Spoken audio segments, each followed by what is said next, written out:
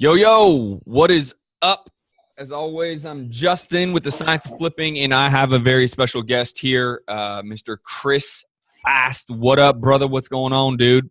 Same old, my man. Just trying to be like you. I love that. I love that. Well, you're getting real close these days, man. We've been working together now for a better part of a year, right? Yes, sir. Yes, sir.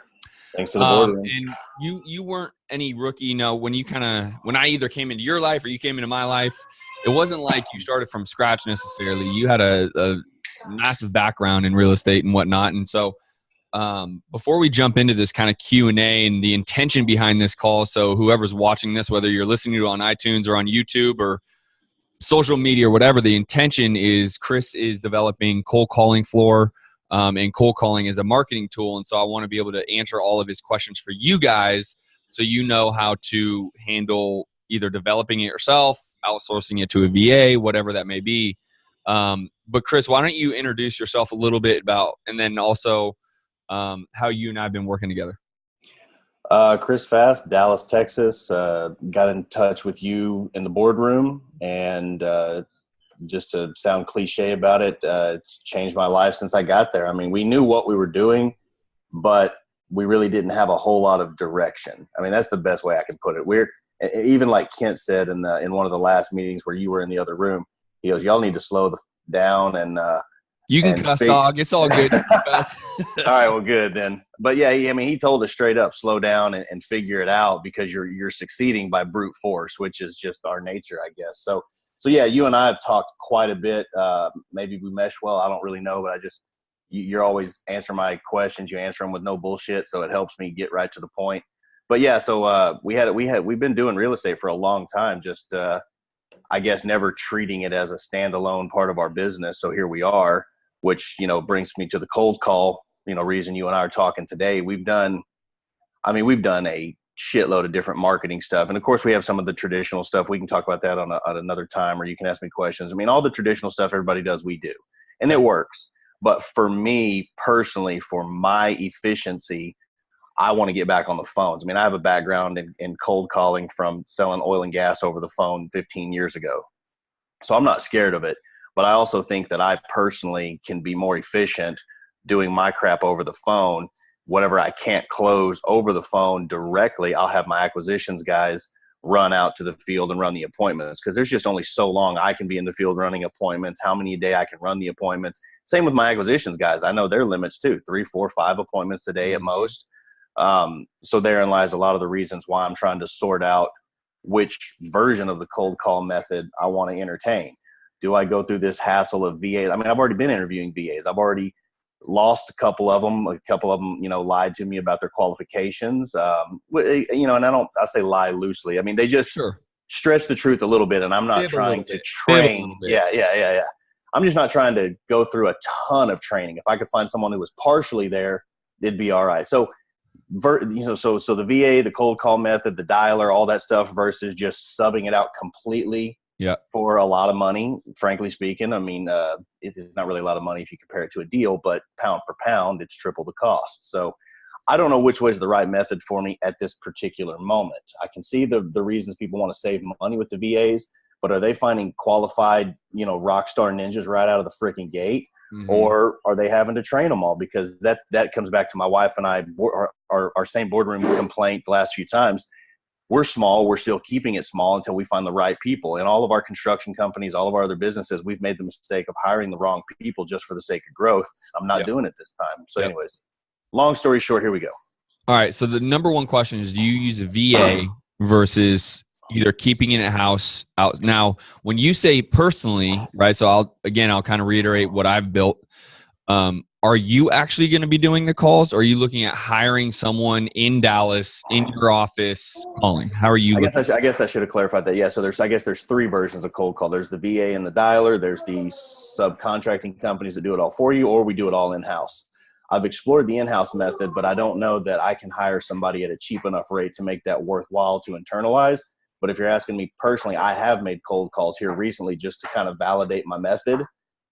It takes me way too much time, obviously, but I do selectively go after some really nice properties that I come across, obviously, but I'm good on the phone.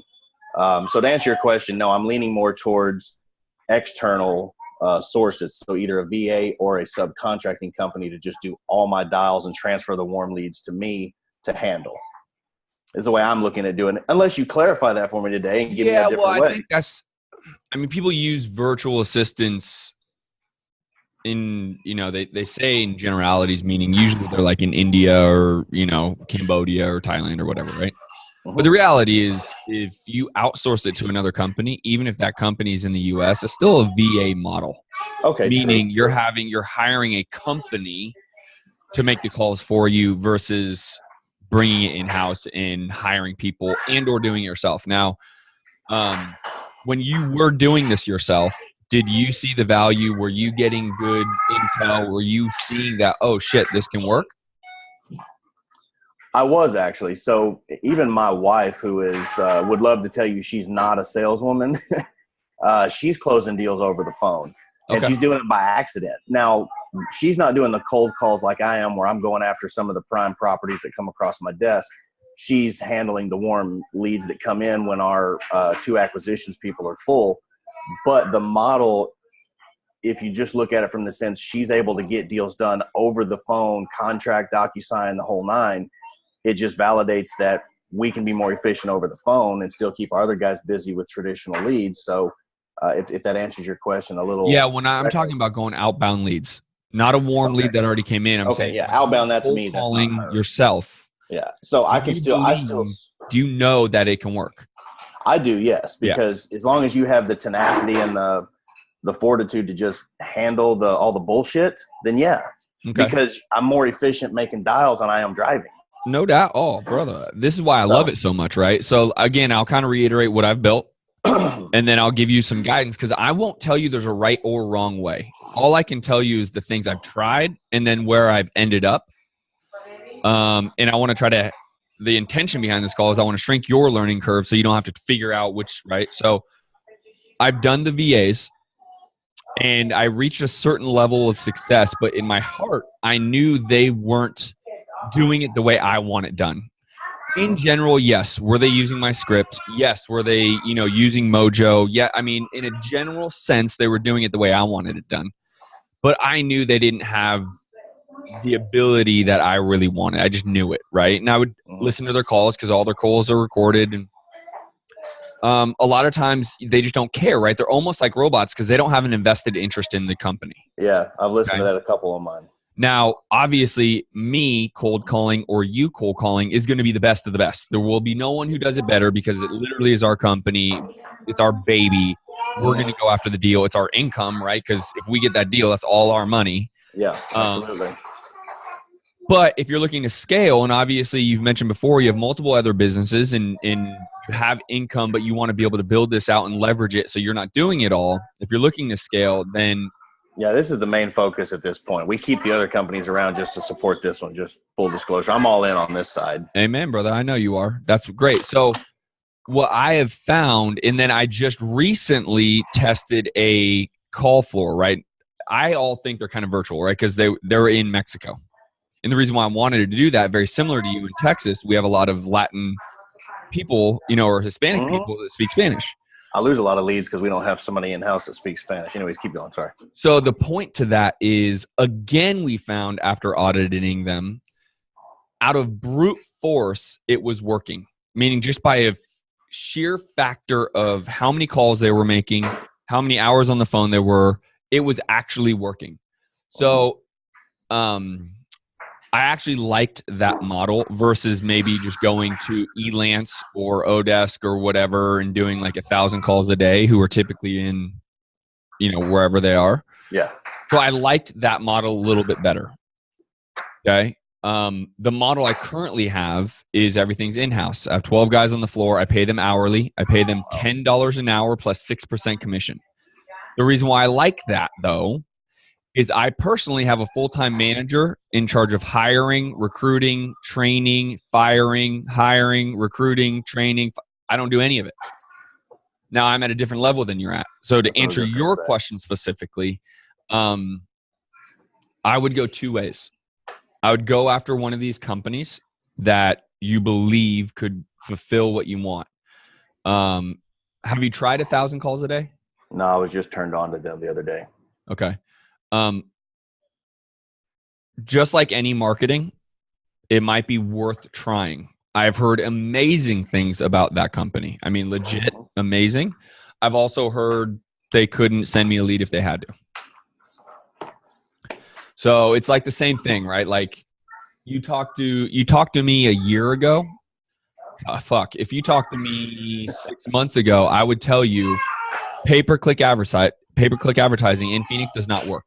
Can't do it. You're going to spend $100,000 and you're going to get one deal. I know because that's what I did.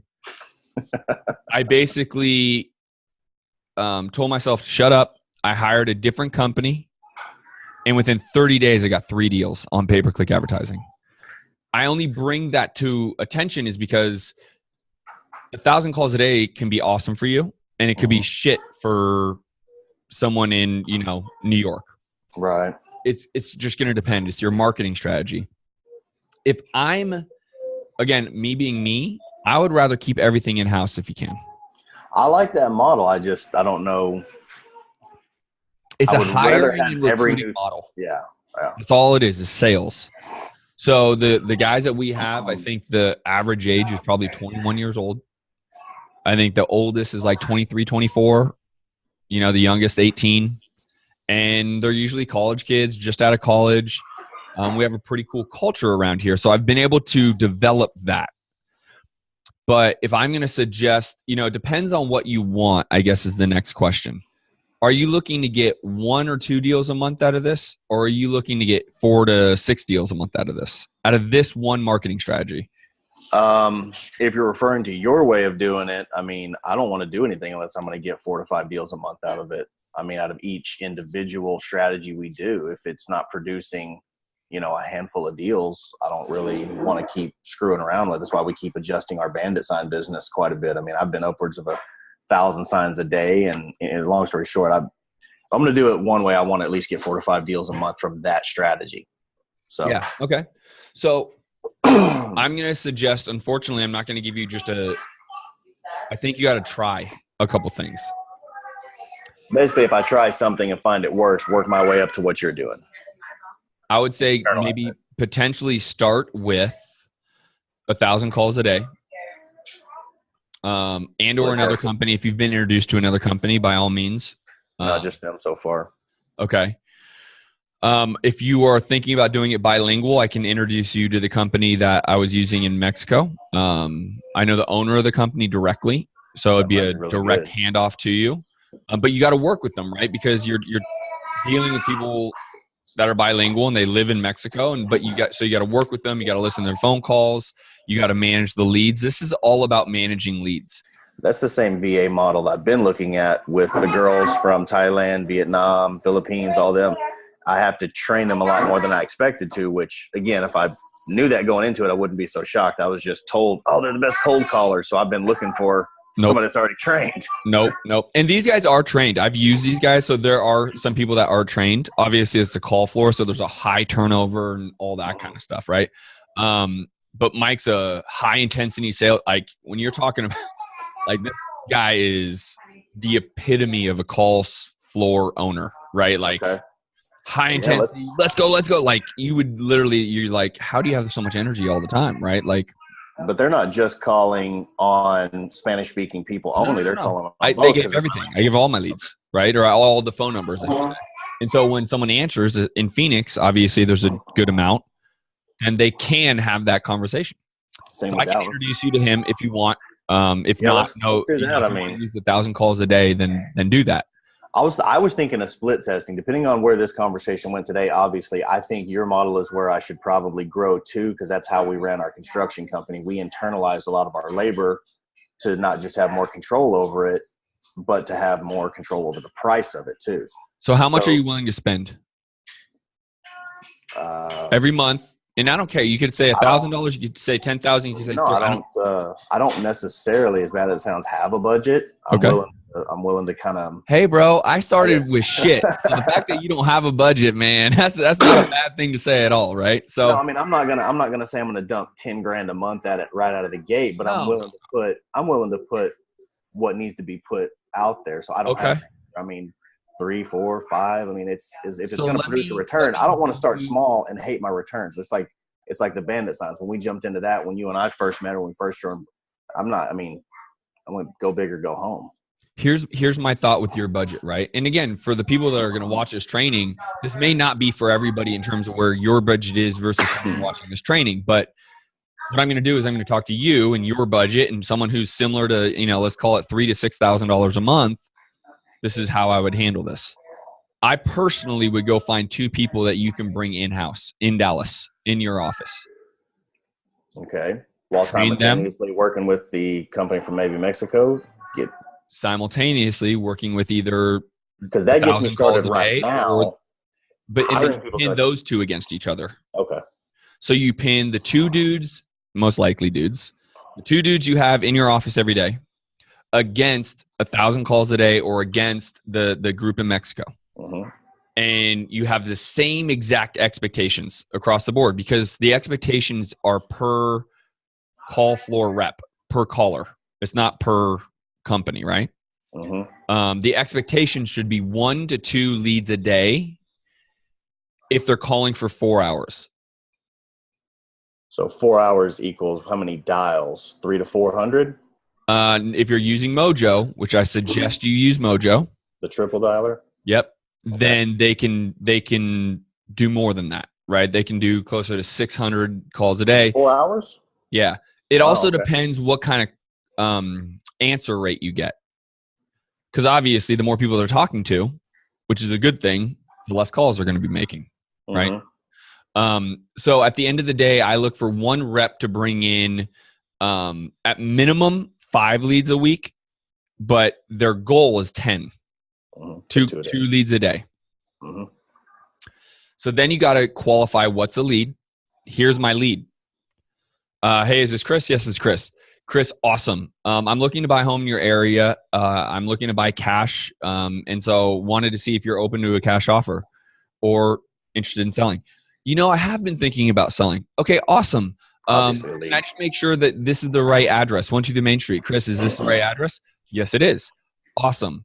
Now, obviously, the conversation goes a little bit further. When are you looking to sell? How quickly are you looking to sell? Or how quickly are you looking to sell? How much would you like? And when can you close? Okay. That's all I'm doing. That's it. That is a lead, right? If you are looking to sell in the first 12 months or in the next 12 months, I should say, you're now a lead, period. There's no other qualifications. You're not overqualifying at all. So the second you say, oh, I've been thinking about selling, you're now an official lead. And you're going to go into my Podio account, okay? So the value is going to be a lot more about good leads versus bad leads. Yeah, so you need to have good skip tracing, which is another cost, right? I've got a decent TLO account. Okay, you have one? Uh-huh. Okay, great. So I have the Nexus Lexus account, or LexusNexus. I pay 20 cents per lead. It's expensive, but my contact ratio is like 90%. Hey, is this Chris? Yes. So 9 out of 10 times it's Chris. The other time, like, no, I don't know who Chris is. I'm John. So you're referring to getting numbers for your entire list that way? Yep. Oh, okay. So I take the same list. I take the same list that I mail to all 300,000, and I just break it down in chunks of like 30,000, and I'll go skip trace it. That's one bad thing about TLO, though. They do not let real estate people batch, and they charge way too much. So I go outsource to get all my numbers. Well, dude, I've tried. Come to me. I mean, I'll do it for you if you want me to. All right. So it's 20 cents per lead. I won't bash anybody on something that's going to get posted, but one company that's been thrown around our group, the number rate kind of sucks. But I mean, I'm dealing with what I got. So yep. And you'll have to. And so again. Yeah, but one-offs though, my TLO account's great. I mean, because obviously, you put your time into it, you can get every number you want, but I can't do that for 100,000. If you need a batch, just send me a message. I'll do it for you. You need to have at least 10,000. It's the minimum. I've got a stockpile of numbers sitting around, obviously. No. You want 10,000 addresses, right? You're going to send me the address, and then I'll skip minimum. Yeah, absolutely. You need 10,000. So I'm happy to help you do that. But so kind of to close this gap, hopefully answering your question, how I would handle it if I'm you, I would hire either 1,000 calls a day or potentially hire my Mexican call floor in Mexico, however you want to say. So I'm going to start with that either way so I can split test those two against each other right away. Okay. All right. So you could do it that way. So you While could split I'm looking test. for somebody to hire. I would actually just choose one and split test that against the two guys in your office.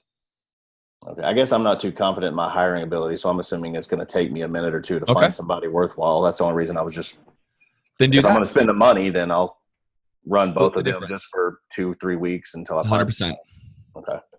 100%. Then when I do find somebody to come on board, there's probably a week training curve or something. Let him just listen to all the calls that have been recorded. I mean, think about this. This is the script, right? Hey, is this Chris? Yeah, it's Chris. That's true. 3 sentences. And because they're going to be in your office and you and or your wife will likely have oversight of them, it's not going to take terribly long. Now, the training never really stops, right? I mean, you're always saying, hey, why didn't you ask this question? When you put the lead into the notes or the notes into the lead, why am I asking you? Why didn't you get this out of them? It's not just good enough that they're willing, right? So you're always training, but the reality is you want to get them, hey, are you comfortable with this quick script? Great. And then you continue to train over time. It's never, that part never really stops. Fair enough. You're right. So, and then when I have those people, I pay them $10 an hour and 6% commission on the gross sale. So if we make 10 grand on a wholesale fee, they get 6%, so $600. So here's another question other people may be thinking of, or maybe they're not. It comes back to the VA model, women versus men. There's a ongoing argument that goes as far back into my other businesses as possible. Who's better on the phone? Women. Okay. If I could hire women all day long this role, I would. There's just not a lot of women out there that have thick enough skin, that know what they're doing, that have any level of experience, or are willing to be hung up on a bunch of times, or have people say, fuck you. There's just not a bunch out there, right? That's just the reality. But I would argue tooth and nail. And that's all I've been interviewing so far. So say it again. I said, and that's all I've been interviewing so far. Oh, bro, if you can get 2 women, oh my God, I think you would crush. I literally can't get women. They don't even answer my ads or anything. So, all right. If you can get them, get them. All right. We'll touch base on that when I see you next then. Cool. All right. For the sake of time, brother, do you have any last questions? I don't think so. I mean, I think you kind of hit the nail on the head.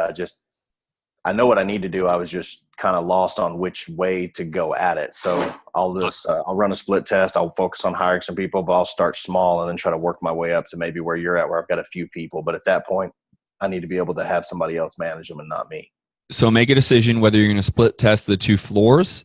I'm going to do that right now. I'm going to do that. And then I'm going to hire somebody. So hopefully by the time you and I see each other, into next month or something like that, then hopefully by then I'll have at least hired somebody or about to hire somebody. Cool. That gives me a full month to figure it out, and hopefully a lot sooner. But I'm going to give myself a little grace since I'm a bad hirer. I like to just believe what people say and get them going. Yeah. And I would, listen, bro, like you're charismatic. You're in our mastermind. People love you. You're obviously very successful in business. And I would be very careful about saying you're a bad hirer, right? Could you be better? Yeah. But again, this is taking a veer left a little bit. Just watch what you say. Watch what you think, man. I did a video yesterday because it's so important, even though you may half-heartedly mean it, right? Or maybe you mean it 100%. Like, couldn't you get better? Sure. But that's how you got to speak, right? Good point. I just want you to have that self-confidence, because if you go into every interview thinking, oh, I'm going to fuck this up, I'm a bad hire or whatever, then you will, right? So obviously you're charismatic. Obviously you're successful. You have a lot of these qualities. So I would never be scared of interviewing and say, I can always get better. So anyways, we're going left on that, but I would just watch what you're saying. Awesome. I appreciate all the help very much. Of course, brother. Appreciate you jumping on this call. I know this is going to be really meaningful for whoever's watching this, whether it's in a product that they got or if it's on YouTube or wherever this is, man. Well, here's one more point before you jump off. Going back to somebody, because whenever I listen to podcasts, even when it was like a year ago, more than a year ago, one thing that was always before I started wholesaling a lot versus all I used to do was flips. That's why that's might be why I first started talking to you. We both started the same way. All I did was anyways. So going back to somebody that may only have $1,200, $1,000 to maybe $2,000 to spend versus my budget versus your budget. Mm-hmm. Advice to them might be, instead of split testing like I'm going to be doing, or even hiring somebody, the advice might be to just simply pick one of the two, the Mexican call floor, Filipino, Vietnamese, Thailand call center, whoever it may be. Pick your call center, or pick 1,000 calls a day. In either case, pick your poison, pick one. Try it. I mean, that might be a better solution for the money, right? I mean, just answering 100%. You just got to get going. I agree with you, right? So pick one and go for it. The next thing I would say to that is, depending upon that person's budget. So for example, if that person's like, Justin, I just got started. I just got your training program. I'm in your boardroom mastermind, which is more meant for newbies. Mm-hmm. What do I need to do? I can spend $1,000 a month. If I'm going to give any type of tips to that person, or advice to that person, you're doing it yourself. Mm-hmm. That's how you're doing it. Totally. Period. You're not going to go spend the $1,000 on a call floor. You're going to go make those calls yourself every single day. Because A, there's no cost. B, you're going to get really good at that. It's the same thing. You know Scott Bauer, right? He's in our billionaire mastermind.